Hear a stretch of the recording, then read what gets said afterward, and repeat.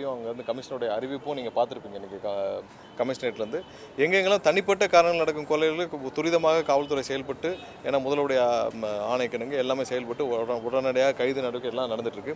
எங்கெங்கெல்லாம் இப்போ நீங்கள் கோயம்புத்தூர் இன்சிடென்ட் கண்டிப்பாக முதல்வர் 2 நாட்களில் எங்கள் அனைவரையும் முடக்கி விட்டுருக்காங்க.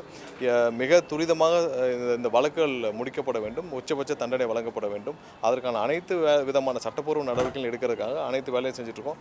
இதை கண்டிப்பாக இது மாதிரியான நிகழ்வுகளை தடுப்பதற்காக இந்த மாதிரி இதெல்லாம் தடுப்பதற்கான நடவடிக்கைகள் கண்டிப்பாக வந்து எடுக்கணும். இல்லை, இப்போதைக்கு பயிர்க்கடன் உங்கள் மட்டும்தான் கொடுக்கப்பட்டிருக்கு, கூட்டுறவு பயிர்க்கடன். இல்லை, அதில் உள்ள இப்போ நிறைய கடன்கள் வந்து ஏற்கனவே வந்து குறைக்கப்பட்டு தான் இருக்குது. ஏன்னா நகைக்கடன்கள் வந்து அங்கே குறைக்கப்பட்டு தான் இருக்குது.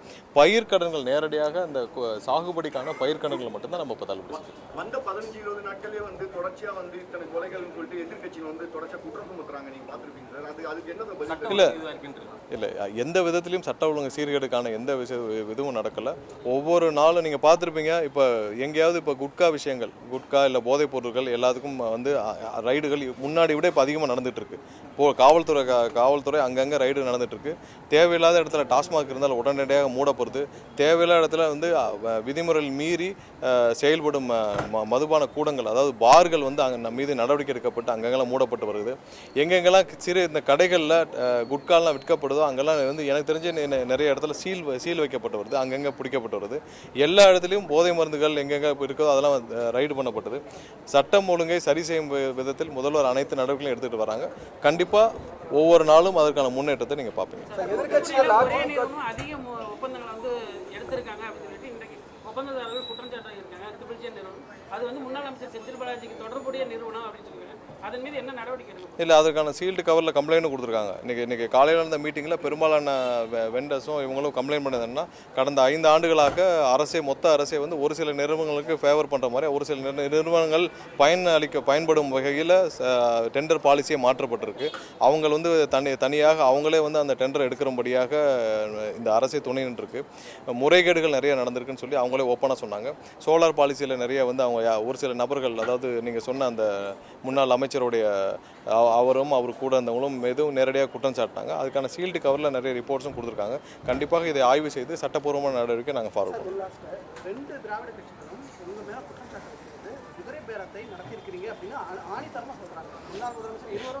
இல்லை, ஒரு விஷயத்தை நான் திரும்ப சொல்கிறேன், எந்த விதத்திலும் குதிரை பேரமோ எதுவும் செய்ய வேண்டிய அவசியமே கிடையாது.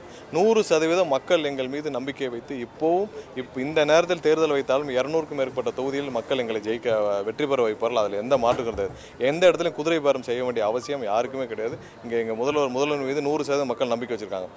அவர்கள் கட்சி மீதும் அவர்கள் கட்சியில் இருக்க தலைமை மீதும் நம்பிக்கை அவங்களே ரிசைன் பண்ணுறாங்க. ரிசைன் பண்ண பிறகு அவர்கள் ஒரு முடிவு எடுக்கிறாங்க. அவங்களோட முடிவு எடுக்கிற பிறகு அதை தடுப்பதற்கான எந்த இதுவும் நாங்கள் செய்ய முடியாது. ஸோ அவங்களாம் வந்து அவங்க கட்சியில் இருக்கிற குழப்பங்களை பார்த்து, அவங்க கட்சியில் இருக்கிற நிலைகளை பார்த்து அவங்க ஒரு ரெசிக்னேஷன் பண்ணுறாங்க. அவங்க ரிசைன் பண்ணிவிட்டு அவங்களே வந்து பார்க்குறாங்க. ரிசைன் பண்ண பிறகு தான் வந்து பார்க்குறாங்க. ஸோ அதை யார் தடுக்க முடியும்? ஸோ இதெல்லாம் யாரும் தடுக்கிறதுக்கான எந்த சாத்தியக்கூறும் கிடையாது. ஸோ அது வந்து அவங்களுடைய கட்சியில் உள்ள தலைமை தான், அவங்களுடைய ஸ்திரத்தன்மை இழந்து அவங்க தலைமை வந்து இப்போ சரியாக இல்லாத காரணத்தினால தான் இது போன்ற முடிவுகள் அங்கே உள்ள கட்சியில் உள்ள தொண்டர் எடுக்கிறாங்க. நீங்கள் போய் அதிமுக எல்லாத்தையும் கேட்டு பாருங்கள், அங்கே உள்ள எல்லா தொண்டர்களையும் கேட்டு பாருங்கள். இங்கே வந்து பார்க்குறவங்க எல்லாம் அவங்களுக்கு என்ன செய்கிறதுன்னு தெரியாமல் இருக்காங்க. அதிமுக தொண்டர்கள், அதிமுக கீழே இருக்க நிர்வாகிகள் என்ன செய்யறதுன்னு தெரியாமல் இருக்காங்க. அவங்க கட்சி விவகாரத்தில் தலையிட எங்களுக்கு எந்த இதுவும் கிடையாது, அதுக்கு எந்த உரிமையும் கிடையாது. அதை பற்றி பேச வேண்டியது தேவையில்லை.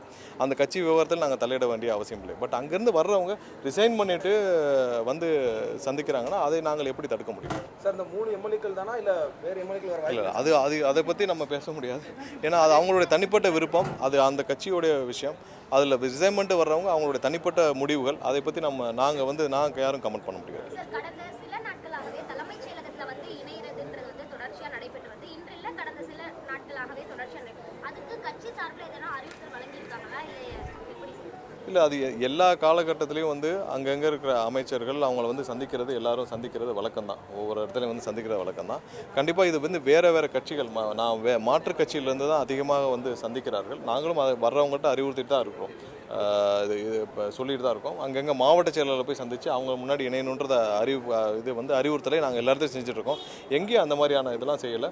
வர்றவங்களே அங்கங்கே கட்சி மாவட்ட செயலாளரை சந்தித்து அவங்கள்ட்ட போய் இணைங்கன்னு தான் சொல்லிட்டு இருக்கோம். ஸோ கண்டிப்பாக இல்லை, அது அவங்க தான் முடிவு பண்ணணும். அது இப்போ தான் சந்திச்சிருக்காங்க. ஒரு தனிப்பட்ட சந்திப்பு அவங்க முடிச்சுட்டு அவங்க சந்திச்சிருக்காங்க. அது என்ன அறிவிப்புகளோ அது எங்களுடைய பொதுச் செயலாளர் அப்படி இல்லை இல்லைங்க. தமிழக தாவேக நிர்வாகிகள் இல்லை, பொதுமக்கள்னு வச்சுக்கோங்க. பெரும்பாலான இடத்துல பொதுமக்கள் தான் நேற்றுலாம் பார்த்தீங்கன்னா ஒரு பாருக்குள்ளே பொதுமக்களே போய் பார் எப்படி இப்போ ஓப்பன் பண்ணலான்னு கேட்டிருக்காங்க. உடனே நீங்கள் தாவேக நிர்வாகிகள்லாம் சொல்லாதீங்க. பொதுமக்கள் மிகவும் உரிமையாக இந்த அரசு இப்படி செயல்பட வேண்டும், இந்த அரசு இப்படி தான் இருக்க வேண்டும், பொதுமக்கள் உரிமையாக சென்று செயல்படாங்க. இது மக்களுக்கான அரசாக அவர்கள் எடுத்துக்கொள்கிறாங்க. பொதுமக்கள் போய் பார்க்குறாங்க. அதை நீங்கள் தாவேக நிர்வாகிகள்னால் ஒரு சில நிகழ்வு வச்சுட்டு சொல்கிறதுலாம் இல்லை. மக்கள் பெரும்பாலான இடத்துல அவங்களுடைய எதிர்பார்ப்புகள் அதிகமாக இருக்குது, அவங்களுடைய எக்ஸ்பெக்டேஷன்ஸ் அதிகமாக இருக்குது. அதுக்கு தக்கனவாறு அவங்க ஒவ்வொரு இடத்துலையும் அந்த நடவடிக்கையில் அவங்களே இறங்கிடுறாங்க. நிறைய ரேஷன் கடைகளை பார்க்குறோம், டாஸ்மார்க்கில் பார்க்குறோம். பொதுமக்கள் அவங்களே போய் நேரடியாக இறங்கி களத்தில் இறங்கி பார்க்குறாங்க. ஸோ அது நல்ல விஷயம் தான், ஆரோக்கியமான விஷயம் தான். இல்லை, ஒவ்வொரு டிபார்ட்மெண்ட்டும் ரிவ்யூ முடிஞ்ச பிறகு இப்போ தான் ஸ்டார்ட் பண்ணியிருக்கோம். போன வாரம் தான் எல்லாரும் அவங்களோட டிபார்ட்மெண்ட் எடுத்திருக்காங்க. சில நாட்களுக்கு முன்னாடி தான் பெரும்பாலான அமைச்சர்கள் துவங்கியிருக்காங்க. ஸோ விரைவில் வரும். இல்லை, டிபார்ட்மெண்ட் வைஸ் தான் பண்ண முடியும். நீங்கள் மொத்தமாக குழு அமைச்செல்லாம் பண்ண முடியும். டிபார்ட்மெண்ட் வைஸ் தான். கேரளா அவங்க எப்படி பண்ணுறாங்கன்னு தெரியல. அவங்க வேறு மாதிரியான திட்டங்களை வச்சுக்கலாம். இங்கே துறை சார்ந்த தானே, ஒவ்வொரு துறையிலும் ஆய்வுகள் தனியாக செய்யப்பட்டு அதுக்கு தக்கன தான் வெள்ளை அறிக்கை கொடுக்க முடியும். வேறு ஏதாவது கேள்வி தான். நன்றி.